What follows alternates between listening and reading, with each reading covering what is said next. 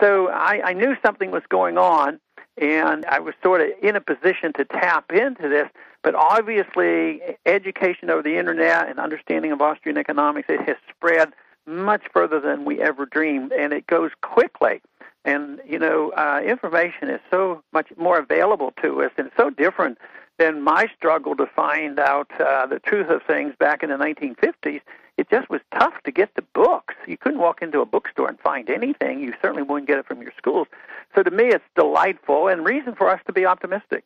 I want to get both of your comments on this, but Congressman Paul, you just had the book come out, End the Fed. Can you give listeners an update on your bill to audit the Federal Reserve? Also, Rand, let's get your comments on that as well. Well, on the auditing the Fed, that's where we have made great progress. We have 316 co-sponsors.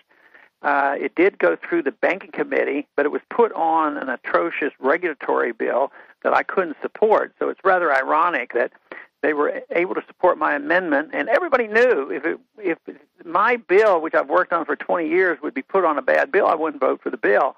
So I didn't vote for the bill in the House, but it came to the floor. Matter of fact, yesterday, on Friday, this bill was passed on the House floor, but it had auditing the Fed in there. It still has a long way to go, but symbolically it's very, very important that the Fed's hiding something, and it may be a while before we find it out, but at least as conditions get worse in the economy, as I expect, they will then be able to look to the Federal Reserve System and how they create the financial bubbles and the crisis that we have and the recessions and depressions. So I think we're making great progress.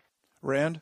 Everywhere I go around Kentucky, every small meeting that I speak to or large meeting, I get at least one or two questions about the Federal Reserve, a lot of times from young people, a lot of times from working class people.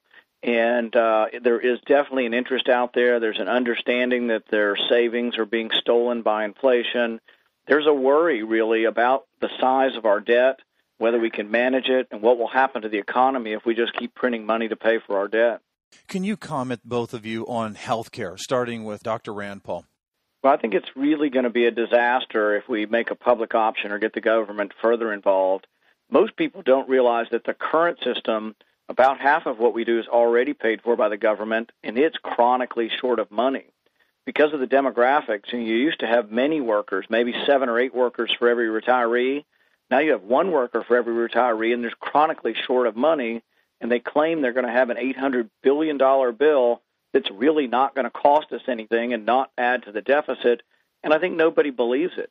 I think the longer we have the debate, the better chance we have of defeating it. But unfortunately, I think we need more votes in Washington. We don't have enough votes probably to stop it. Congressman Paul? They're likely to pass something. It's not going to be the total package. We're not going to have socialized medicine. We're going to have more corporate medicine as we have. Obama is not attacking the corporations and the drug companies and the management companies and all the people who are trying to get some benefits, including the AMA. But last week there was a vote in the Senate, which was rather significant. The way they say this isn't going to cost anything, we're actually going to save money. But they wanted to take $400 billion out, but I think they plan to take $400 billion out of Social Security.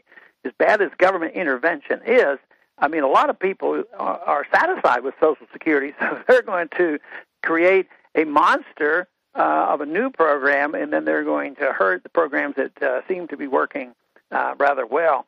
I argue the case that the market can deliver health care. The more important the item or the service that we have, the more we want to use the market and the less of the government. And one time I was on a TV show not too long ago explaining how the market might handle some of the delicate problems and why we would have less people suffering, not more. And the other person on the panel says, the trouble with Dr. Paul is he has too much faith in the goodness of man.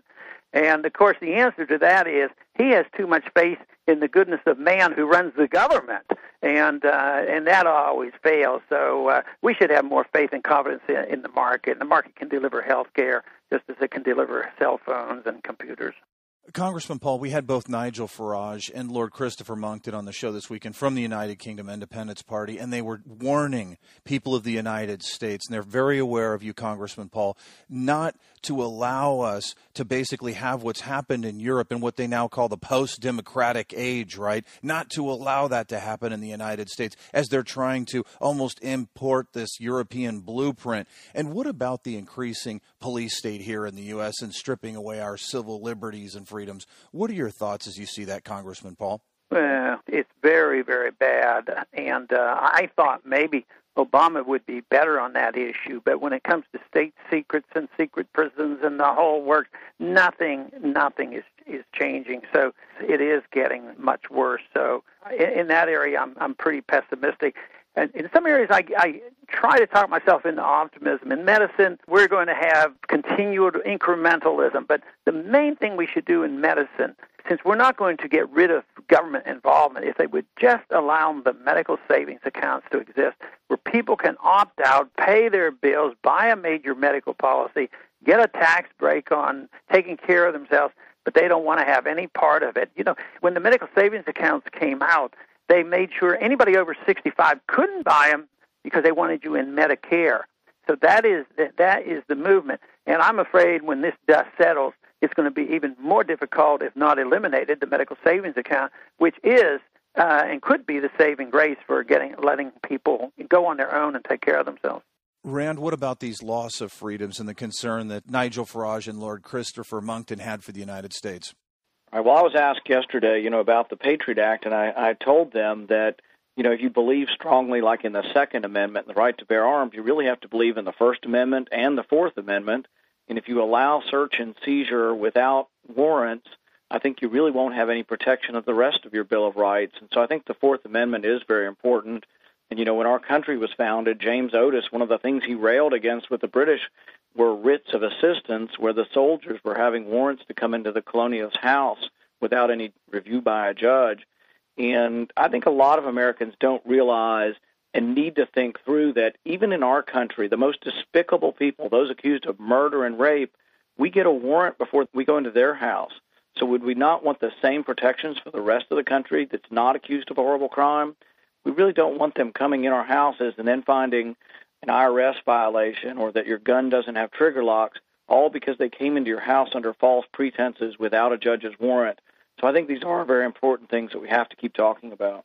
I know both of you are very busy here, so I just want to close with this one point. Congressman Paul, you just gave a very impassioned talk in front of the Foreign Affairs Committee, and you were talking about war, and you've always been against these wars, and it's being reported to us that there's 100 al-Qaeda fighters in Afghanistan. Obviously, the problem is much bigger than that. And your question is, well, why do we need 30,000 more troops then to defeat 100 al-Qaeda fighters? I'd like you to address that, but Dr. Mark Faber was on the